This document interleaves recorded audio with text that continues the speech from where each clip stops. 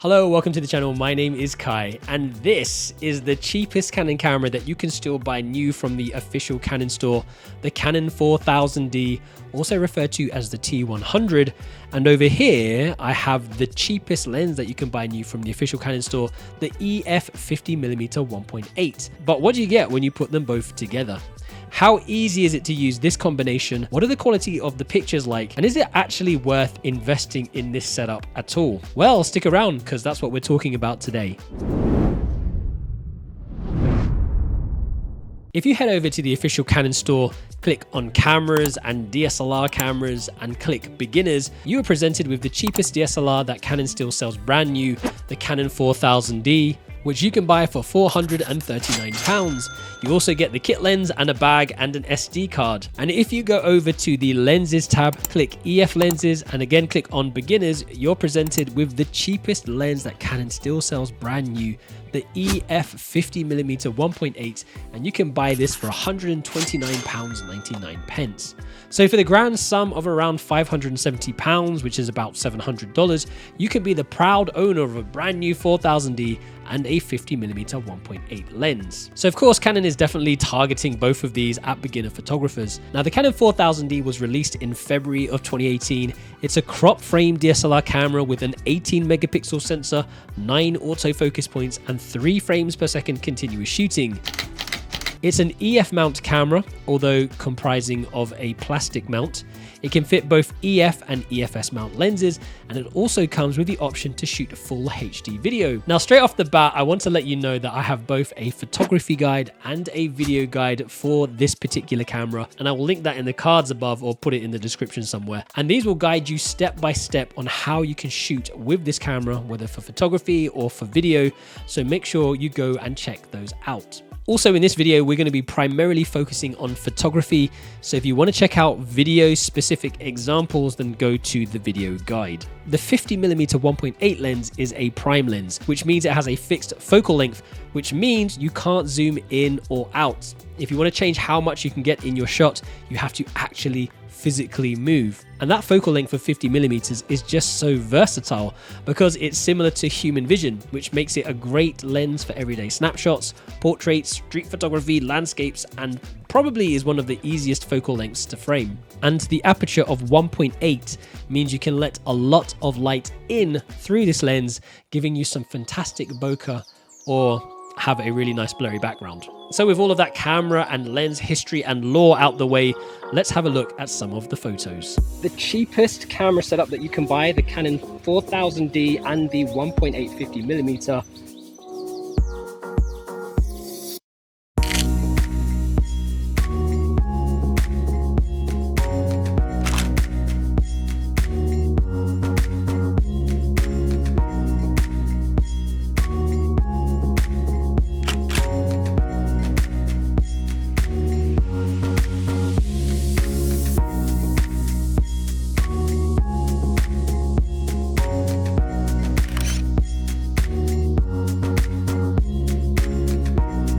If we had a big enough sunflower, do you think you might be able to use it to shade your face? Yeah.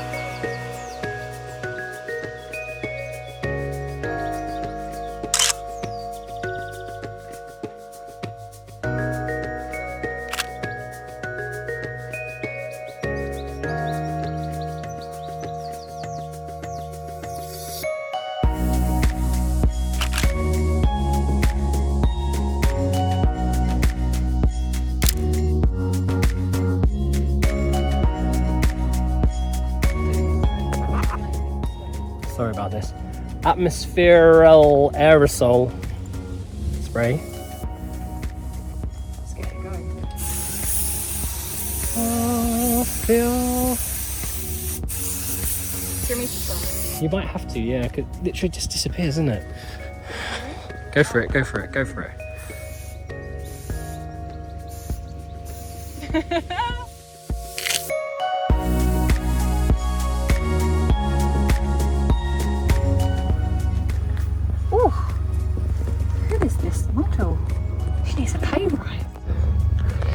Hayley is not just a model, she is a filmmaker, videographer, photographer, and Overall badass. Exactly. Professional badass. Hayes Media. I will put a link to it. So of course I'm showing you the best photos that I was able to get out of this camera and lens combo, but was it easy to take those pictures? The short answer is no, not really. Allow me to show you a bunch of the photos from the actual shoot days. So here we are looking at all the files that were taken on the day. There are 258 items in total, and each has a JPEG and a RAW file. So that means there are about 125-ish photos that were taken. If we look at these large thumbnails, they all look pretty decent. But when we start clicking on the JPEGs, what we'll notice is that actually a lot of them have soft focus or have missed focus completely on the face. So here, the leaves in the foreground are in focus, whereas the eyes are slightly blurry. And if we go through our photos, for example, this one here, JPEG, again, very soft, blurry eyes. Scrolling down and looking at some of our full body shots, it's not too bad, but it's not as sharp as I would have liked it to be. Remember, if you're shooting at 50mm 1.8, it's going to be very tricky to get that shot in focus. Let's have a look at some more of our portraits. Well, this one is in sharp focus. That's not bad. Should probably do an edit of that one. Like this. Again, this would have been a nice portrait, but we have very blurry eyes. Now, all in all, I think out of the 125 photos that were taken, we probably could get about 30 to 40 good photos. So you're looking at about 1/3 of the photos, roughly, that would be usable. But when it gets it right, you can really take some amazing photos with this combination. If you really want to utilize this camera to its fullest extent, you need to shoot in RAW. And this is how you do it. So what you want to do is you want to go to your menu, hit menu, and then go straight to the first menu option, which is image quality. Select that, scroll across to RAW plus L, that's a large JPEG, or you could just do the RAW file by itself. I normally use RAW and produce a large JPEG myself. And then all you have to do is hit OK, and that's it. You're ready to go. Every time you take a photo, you will get a RAW image and a JPEG as well. When it comes to the Canon 4000D, shooting in RAW is a must. And I want to highlight this using an extreme example here with this photo, which was shot in very bright sunlight. As you can see here, it looks very blown out. And we've opened it here in Camera Raw 16.0 to highlight how RAW photos really do help retain a lot of information in your photos and give you the power to make your pictures pop in the edit. So if I come over here to the light options, first of all, I'll pull the highlights back. We're starting to see textures and detail being revealed. You can also pull the whites right back as well. Maybe not that far back. We don't really want to damage the color of the skin tones too much. We can contrast the image slightly and also maybe pull the blacks down slightly to contrast it. And already we're starting to see a difference. Now we can come over to the vibrance settings and we could change for daylight if we wanted to. And then we can start to punch the vibrance, maybe even all the way up to about 40. And we're starting to put a lot of color and vibrance back into the shot. If we go over to effects now, we can also add a bit of texture in, a little bit of clarity and some dehaze, which will help to contrast again ever so slightly. If we come over to our curves, we can do a slight S curve. And then if we come over to the color mixer, come over to luminance, we can make those greens pop. So we can adjust the greens in the luminance and then go over to greens and really get those lush greens, but also the blue in the jeans. We can come over to the blues, pull this back slightly on the luminance side, and then punch the saturation of the blue to make the contrast between the blues and the greens pop.